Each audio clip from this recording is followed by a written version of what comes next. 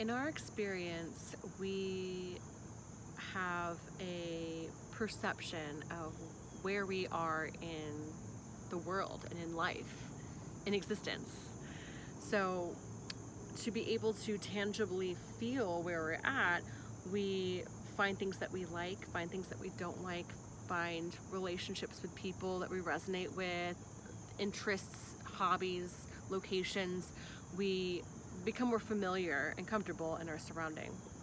And so loss is difficult because we lose a part of ourselves. We lose a part of something that defined our relationship to existence.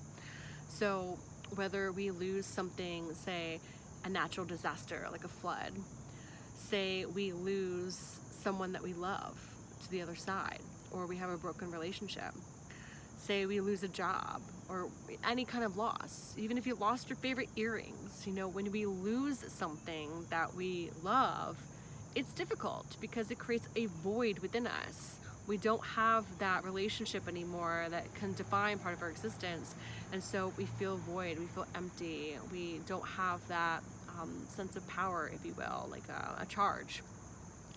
So when that happens, when we lose something, it's okay to mourn for a little while, to wear black, to step into sadness and grieve that you lost that part of you, that person, that item, that thing, whatever it is that you love.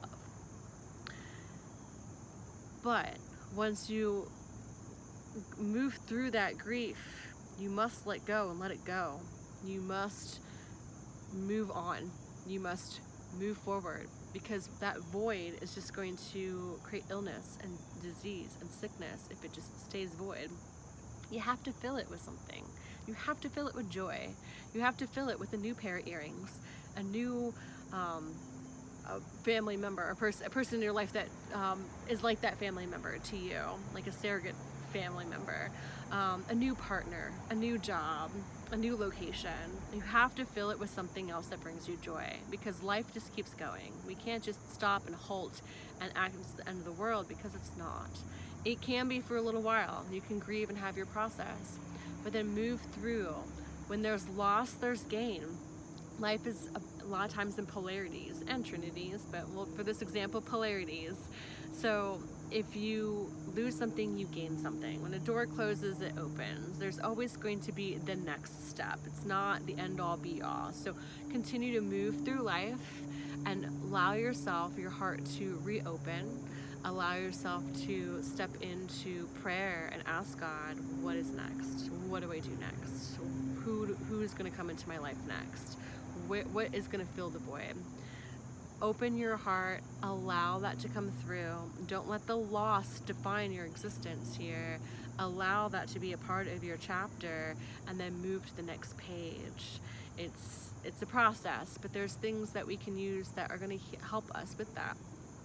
Writing in a journal, receiving Reiki, prayer, and just evaluating what was that was in my life that I loved so much that I lost, and be able to figure out what else can fulfill that need that I need, even if it didn't come in that form. So move through it, and then be grateful that you learned a lot about yourself through the process, so that you can overcome that challenge and then move to the next thing. And the next thing will always be bigger and brighter, because we're always upgrading and updating. So don't live in your sadness. Be in the sadness, move through it, and then get so freaking excited for what's next.